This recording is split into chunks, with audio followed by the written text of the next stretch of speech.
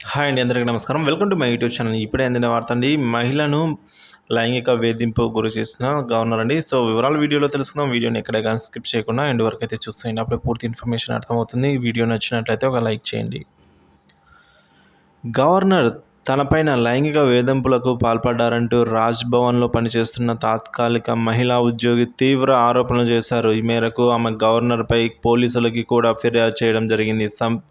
సభ్య సమాజమే తలదించుకునే ఈ ఘటన పశ్చిమ బెంగాల్ రాజ్భవన్లో చోటు చేసుకుంది. పశ్చిమ బెంగాల్ గవర్నర్ సివి ఆనంద్ బోస్ మరో ఎన్డీ తివారీ కాగా ఇప్పటికే పశ్చిమ బెంగాల్ ప్రభుత్వం గవర్నర్ మధ్య సంబంధాలు దెబ్బతిని ఉండటం, దానికి తోడు లోక్సభ ఎన్నికల ప్రచారంలో భాగంగా 2 రోజుల పర్యటనకు ప్రధాని మోడీ వస్తున్న సమయంలో ఈ పరిణామాలు చోటు చేసుకోవడానికి దీనికి బీజేపీ షాక్ ఇచ్చాయి. కాగా దానిపై వచ్చిన ఆరోపణలను గవర్నర్ సివి ఆనంద్ బోస్ ఖండించారండి. ఇది అంతా అవాస్తవం అంటున్నారు.